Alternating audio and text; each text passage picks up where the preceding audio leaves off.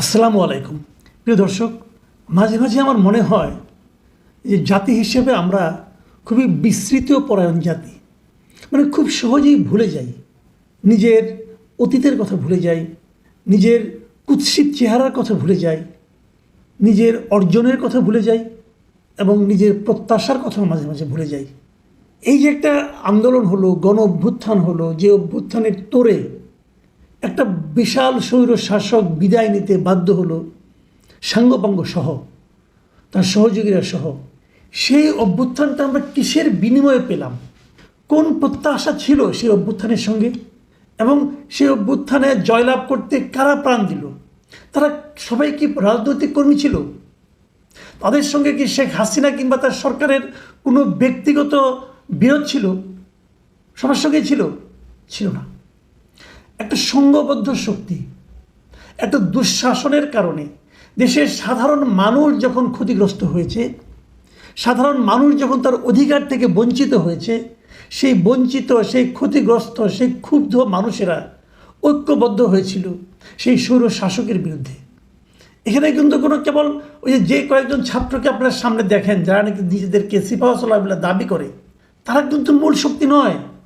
মূল শক্তি আরও অনেক বড় শক্তি, যে শক্তিকে আপনি একটা দুইটা চেহারা দিয়ে ধারণ করতে পারবেন না, একটা দুইটা লোকের চরিত্র দিয়েও বুঝতে পারবেন না। এখন অনেককে আমরা দেখি যারা নাকি সেই সিপাহসালাহ বলে দাবিদার, তাদের বিভিন্ন চারিত্রিক বিভিন্ন কর্মকাণ্ড আমরা দেখি এবং হতাশ হই যে এরাই দেশকে এই পর্যায়ে নিয়ে এসেছে, অথবা এদের কারণে কি স্বৈরাচারের পতন ঘটেছে? না, তাদের কারণে ঘটেনি, তারা বাই চান্স সামনে তখন ছিল। অথবা যারা মূল কারিগর তারা এই দাবিটা করেনি এবং তাদেরকে আমরা ভুলে গেছি। যারা জীবন দিয়েছে তার চেয়ে বড় ত্যাগ তার হয় না, তাদেরকেও আমরা ভুলে গিয়েছি। এখনও মাঝে মাঝে দেখি তারা মানে পুনর্বাসন হওয়ার যে সরকার যে সিদ্ধান্ত নিয়েছে, সেই সিদ্ধান্ত বাস্তবায়নের ক্ষেত্রে গড়িমসি এখনও দেখি।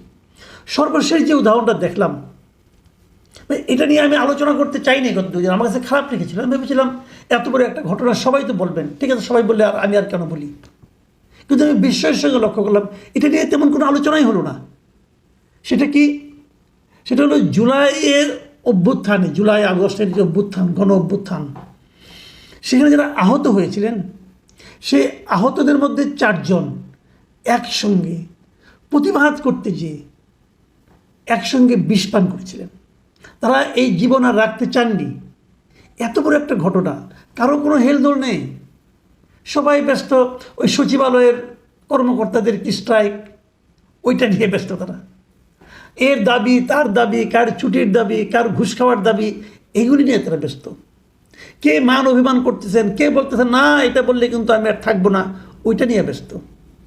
ইলেকশন কবে হবে, এক কথা বলেছি ডিসেম্বর থেকে জুন, এ নড়চড় আমরা করবো না, কেন নড়চড় করবো না তাও বলে না, কিন্তু নড়চড় আমি করবো না, তারা ওইটা নিয়ে ব্যস্ত।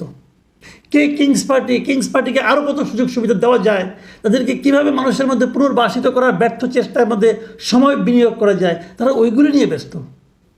এই যে ছেলেগুলো, 4 জন ছেলে, এর ঘটনা ঘটেছে রবিবার, আজকে আমি অনুষ্ঠান করছি মঙ্গলবার দিন, একদিন আগের ঘটনা বলছি আমি। রবিবার দিন দুপুরে এই চক্ষু হাসপাতাল যেটা আছে আগারগাঁয়ে, সেখানে হাসপাতালের পরিচালকের রুমে এই জুলাই ফাউন্ডেশনের প্রধান নির্বাহী মানে সিইও এই ভদ্রলোক বৈঠক করছিলেন।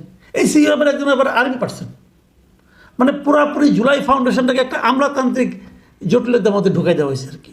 আর যাই হোক, তারা যারা করছে সেখানে 4 জন স্টুডেন্ট, মানে 4 জন এরকম আহত, জুলাই অভ্যুত্থান আন্দোলনে আহত, এদের চোখ ক্ষতিগ্রস্ত হয়েছে, কারণ নষ্ট হয়ে গিয়েছে। তারা সেখানে গিয়েছিল তাদের দাবির জন্য। দাবিটা তাদের একটাই, তারা কি বলেছিল যে কালকে থেকে আমাদের সবাইকে পোলাও দিতে হবে, আমাদেরকে মুরগির রান দিতে হবে, এটা বলেছিল? এটা বলেনি। তারা তাদের সুচিকিৎসার দাবি নিয়ে গিয়েছিল। তারা যে অঙ্গটা এই আন্দোলনের কারণে ক্ষতিগ্রস্ত করেছে অথবা নষ্ট হয়ে গেছে, অথবা তারা দান করেছে আন্দোলনের জন্য, সেই জিনিসটার একটা চিকিৎসা চেয়েছিল, যে আমার চোখটা একটু চিকিৎসা করেন যাতে আমি চলে ফিরে খেতে পারি। এই দাবিটা করেছিল। এই দাবিটা কি অন্যায় কোনো দাবি? তাকে সিইও সাহেব বলতেছেন উনি ব্যস্ত আছেন, উনি এখন মিটিং করতেছেন, আপনারা পরে আসেন, অপেক্ষা করেন। কারণ উনি অপেক্ষা করবে কেন? ওদের কারণে ভাই তুমি সিইও হয়েছো, কি এক লেফটেন্যান্ট কর্নেল, উনি সিইও। এটার ওদের কারণে আপনি সিইও হয়েছেন, আপনি ওদেরকে অপেক্ষা করেন কীভাবে? ওরা এই শরীরের অঙ্গ দিয়েছিল বলে আজকে আপনি এই দেশে আছেন, আপনি ওদের অপেক্ষা করতে বলেন, কত বড় দুঃসাহস, কত বড় ধৃষ্টতা আমি মনে করি। এই আহত ছেলে মেয়েগুলো এরা হলো আমাদের দেশের জাতীয় বীর, এদেরকে সবচেয়ে সম্মান দেখানো উচিত। আর সেখানে উনি বলছেন আপনারা অপেক্ষা করেন, এটা আলোচনা শেষ করে নেই, এমন আলোচনা করতেছে, এই আলোচনা এখন না করলে এই দেশ ধ্বংস হয়ে যাবে।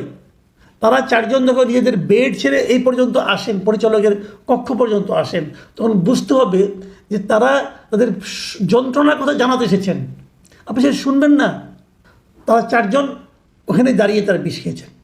এখন ওই হাসপাতালে যিনি ডিরেক্টর, কী নাম তার, ভদ্রলোকের নাম হলো অধ্যাপক ডাক্তার খায়ের আহমেদ চৌধুরী, তিনি আবার বলতেছেন যে এরা আগেই পকেটে করে বিষ নিয়ে এসেছিল। আমার রুমে এসে মিটিং চলাকালীন তাদের এই কর্মকাণ্ডে খুবই অবাক হয়েছি। ঠিক কী কারণে তারা এমন করেছে আমরা কিছুই জানি না। তো বিষ পকেটে করে কী কারণে নিয়ে আসছিল? তারা তো নিয়ে আসছিল প্রতিবাদটা করার জন্য, তারা নিয়ে আসছিল তাদের জীবনটাকে দিয়ে দেওয়ার জন্য, আত্মহত্যা করার জন্য। তারা বাঁচবে না, তার দরকার নেই বাঁচার, এরকম অর্ধমিত হয়ে থাকার চেয়ে মরে যাওয়া ভালো। তারা এটা বলতে এসেছিল। আর আপনি কিছু বুঝতে পারছেন না। আপনার অফিসার মানুষ, মহান আমাদের অফিসার, এবং তার কথাগুলো শুনে আমি হতাশ। শুনুন তোর কাছে আমি বলছি কী বলছেন। আমরা সাধারণ রোগীদের বেড ফাঁকা করে দীর্ঘ 9 মাস ধরে সর্বোচ্চ গুরুত্ব দিয়ে তাদের চিকিৎসা দিয়ে আসছি, বুঝলেন। সাধারণ রোগীদের যে বেড ফাঁকা করে ছিল তারা বলছেন তাদের তো 9 মাস ধরে দিচ্ছে। আচ্ছা, তারা এখানে আছে কয়জন? ওখানে মাত্র 55 জন লোক আছে, এবং চোখের চিকিৎসা করতেছে, গুরুতর আহত 55 জন। প্রয়োজনে তাদের জন্য আলাদা একটা ওয়ার্ড তৈরি করেন, আপনারা করতে পারেন না? করেন। এমনভাবে কথাটা বললেন যে সাধারণ রোগীদের বেড ফাঁকা করে তাদের জায়গা দিয়েছেন। আপনাদের কত কষ্ট ওদের জন্য, আর কত দয়া এদের জন্য আপনি করতেছেন। এরা কি আপনার কাছে দয়া চায় নাকি?